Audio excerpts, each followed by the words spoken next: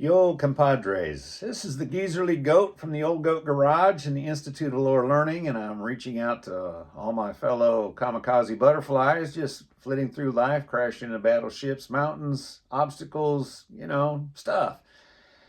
I hope you're well. I'm feeling kind of froggy today, I guess you could say, having a good time today. It's kind of interesting. This is going to be one of my ramblers, but I do have a point eventually. I'll try not to take too much time to get moving in that direction. But this is kind of an interesting thing to have an instant audience anytime I want. I can think out loud, and that helps me think a little more clearly. And I've still hanging on to the premise that I set forth my first video back on the 29th of October of last year. And that premise is that I don't have all the answers, but I made all the mistakes. But it seems like the more that I make mistakes, hard way to learn, expensive way to learn, tuition's pretty high, but the more of those mistakes I make and the more I think out loud, the clearer my thought processes become. And that's going to tie in here in a little while to what I want to talk about. But this is not a particularly spiritual topic. It certainly has application in the spiritual world. And that's where I spend a lot of my time. I don't want to really be in a religious world. I kind of use that word interchangeably sometimes with the spiritual world. But for the most part, what I think of as religious is kind of repugnant to me. Man's attempt to strive to get back to God on his own terms. Well, we don't need to. God came to us on his terms. And Emmanuel means God with us. And Emmanuel has come. And he's redeemed us by the sacrifice of himself. You know what? He took all the dirt and the shame and the stupidity and the selfishness and the arrogance that is just built into me, and he took it on himself on the cross. And that's empowered me to change some. Yeah, if you know me well, you know I got a long ways to go. But the good news is I don't have to be religious. I can be spiritual. And a real good synonym for the word spiritual is the word relational. The Bible says God is love, and what it really means by that, especially in a culture where the word love is thrown around way too much and distorted way too much, the statement that God is love is a statement that God is relational. He made us because he wants us to be his kids. He wants to have a relationship with us. He wants to be our very best friend. And Jesus Christ coming into our lives transforms us. Yes, it takes a lifetime to complete the work, but man, once he comes in, it changes everything. It changes their trajectory, changes the ultimate outcome of life, and changes what it means to live and what it seems, what our experience is on a daily basis. To some extent, what life feels like, but it's much bigger than our feelings. So anyway, let me get into today's topic. And the question I want to start with is, are you a critical thinker? I don't know that I've ever read the technical definition for that term, critical thinker, but I know that a lot of times when people use that and they declare themselves to be a critical thinker, what they're really saying is, I'm pretty skeptical. And that's okay, I'm pretty skeptical. And sometimes even worse than that, and there's a little nuance of definition here between skepticism and cynicism. Sometimes I'm cynical. Seems like in our culture, one of people's favorite things to be skeptical and cynical about is people who proclaim a relationship with God. And I think a lot of that comes from the fact that religion has earned a bad rap. Man, in his efforts to justify himself to God, also has a tendency to justify himself to other men. That's one of the reasons that I'm really reticent about being pigeonholed in general, but particularly in regards to my role of having an impact and influence in the lives of other people. And does that mean I think I'm special? No, everybody has influence somewhere. And we need to guard that influence. We need to employ it carefully, prayerfully, wisely, lovingly, humbly. And I'm sure there's a bunch of other adjectives I could add on that would be appropriate there. But anyway, back to the question, are you a critical thinker? Well, you may think of yourself as being very analytical and a deep thinker, but I'm going to throw out a challenge here. And that is that if you don't think critically about what you think about, you're not really a critical thinker. Oh, it's easy to judge. It's easy to tear apart and analyze and critique other people's thought processes, lifestyle, And that's essential, and it's inescapable. You know, there's a distorted quotation from the Bible that is, "Judge not lest you be judged." Well, sometime read that in the book of Matthew in the Sermon on the Mount. I believe that's in chapter 5, might be in chapter 6 or 7, I'm not sure, but it's one of those 3 chapters. But at any rate, Jesus makes that statement, but that's the introduction to a paragraph. The fact is, we judge everything and everyone we come in contact with. And sometimes we judge on the basis of feeling or prejudice. What we really need to do is judge critically. That paragraph that starts out with "Judge not lest you be judged" ends up or concludes by saying, "Judge with sound judgment." What does that mean?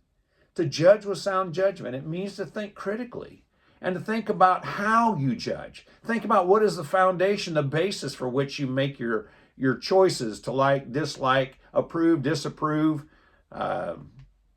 critique or applaud, to affirm or to dissociate, you know, whatever, the whole gamut of our reaction to people and situations. We need to think critically about how we think about those things. So let me give you a concrete illustration of what I'm talking about. Thinking critically about what you think about. I was in a training one time for a career shift. It wasn't a brand new thing, but it was a career shift, and it was in a rather critical role. Potentially, it wasn't, you know, life and death all the time, but there certainly were elements of that where there was danger involved. And my trainer at one stage of this process was a person who manages a business. And he's an extremely intelligent, extremely competent person. And I'm sure that quite often he's the smartest man in the room. And I don't know that I'm any smarter than he is. In fact, I have serious doubts that I'm any smarter than he is. But there's some things I've learned through experience and through making, again, as I've said so many times, I've learned where the landmines are. I used to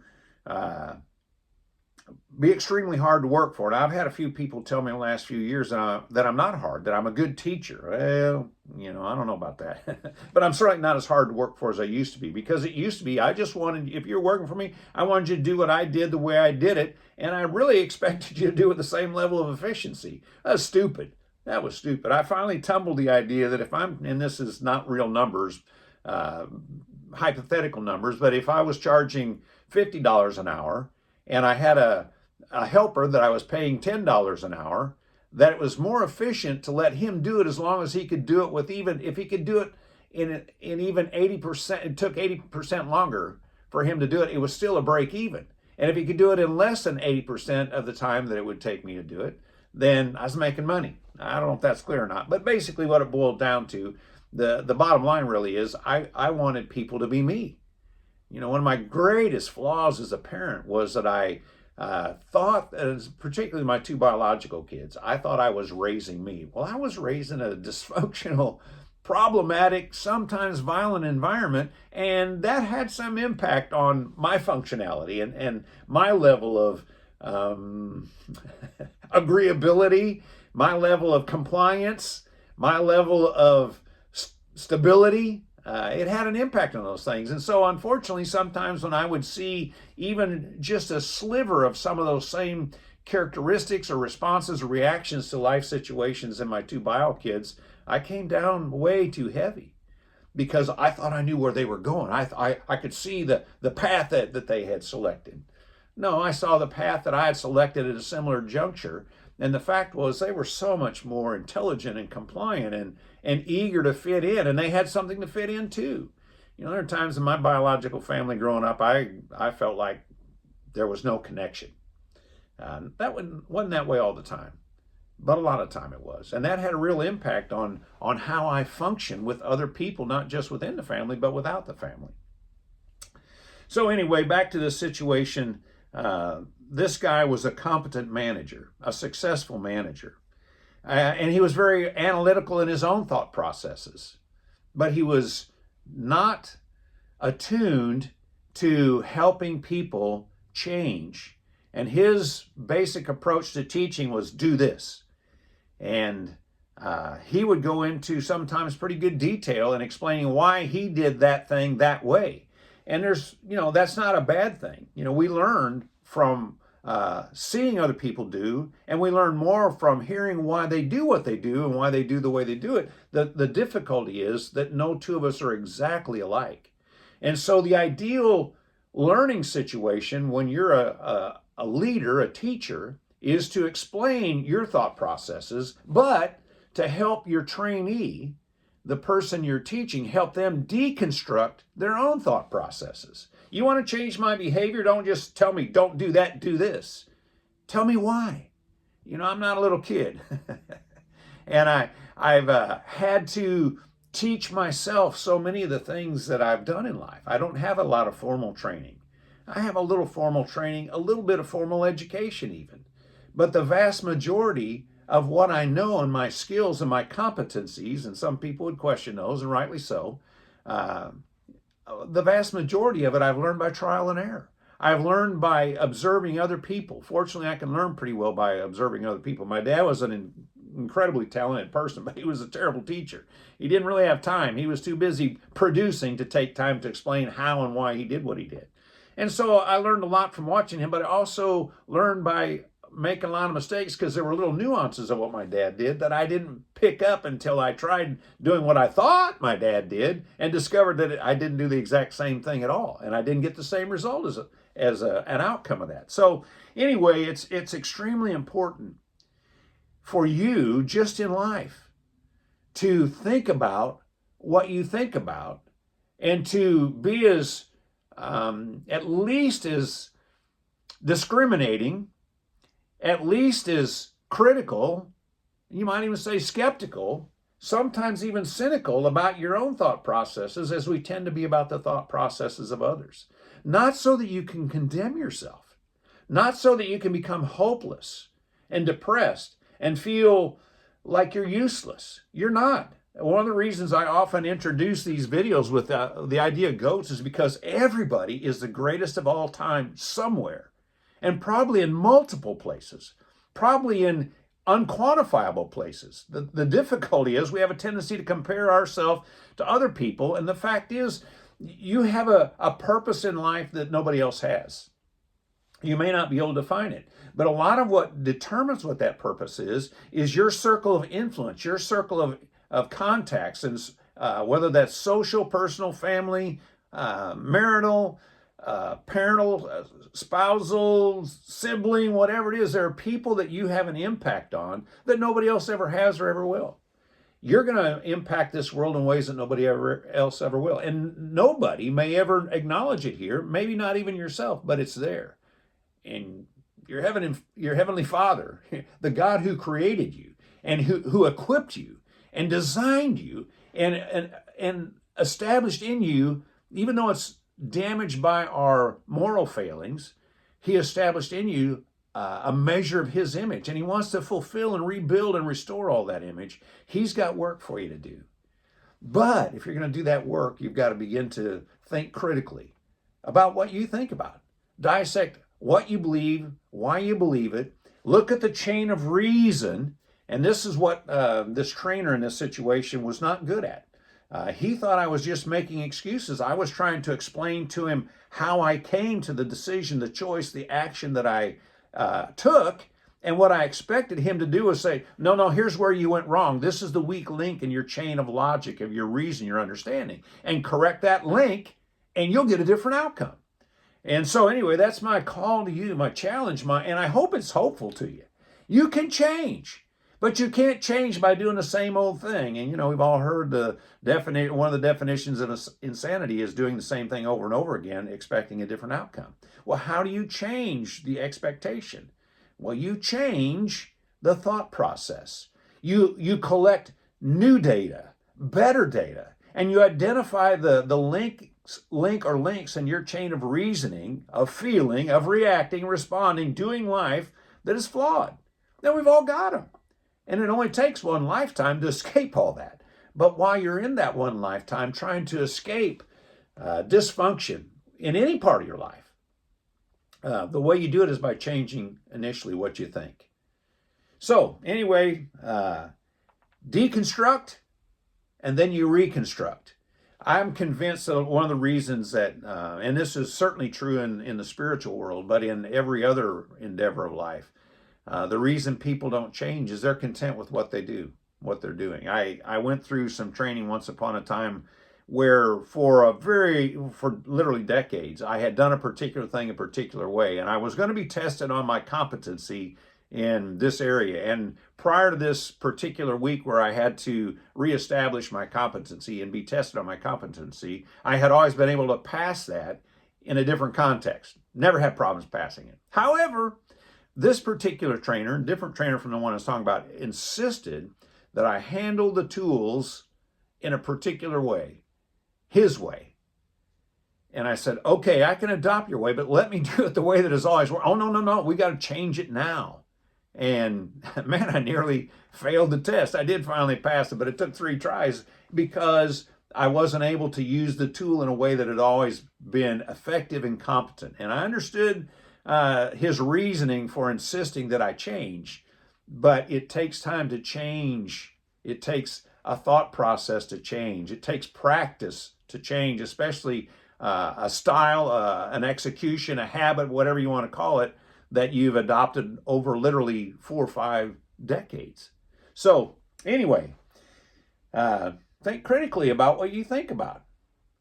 Think about your thought processes. Recognize that in every chain of reason that's of any complexity, we probably have some issues and flaws and some places where we can improve outcomes in our life by addressing the thought process, deconstructing how and why we do what we do, our motivations and all the things that prejudice that, our feelings, our culture, our background, our education, our experience, our observations. Look at all those pieces. Deconstruct and then reconstruct with better data. And if you want to apply this spiritually, which, it's certainly good here, Romans 12, first couple of verses tells us to be transformed. How? By reading the Bible more? No, by reading the Bible for that new data, but be transformed by the renewing of your mind. Make your mind new again. Change your thought processes. Let truth confront your prejudices. Let truth confront your feelings. Let truth in any environment of life, let truth, the facts, affect you, conform you, transform you. Set you free from your prejudices, from your preconceived notions, from your bad habits. If you want a different output, you got to change the input. Hey, I hope this is encouraging to you because none of us is going to reach perfection in this life, but we can all grow. But we can't neglect thinking about what we think about if we're going to grow. Hey, the old goat, geezerly goat, from the Old Goat Garage, wishes you the best. If you're ever inclined, my email address is lowerlearninginstitute@gmail.com. I don't get very many comments, far fewer than I anticipated that I would. But if there's something that resonates with you, 2 things, and I don't want to be a used car salesman, but if there's somebody that comes to your mind, if this has any impact on you, and there's somebody comes to your mind, you might consider sharing it with them. And again, if you want to communicate because it resonates, I'm good with that too. Whether that's by comment or email. As always, I wish you well.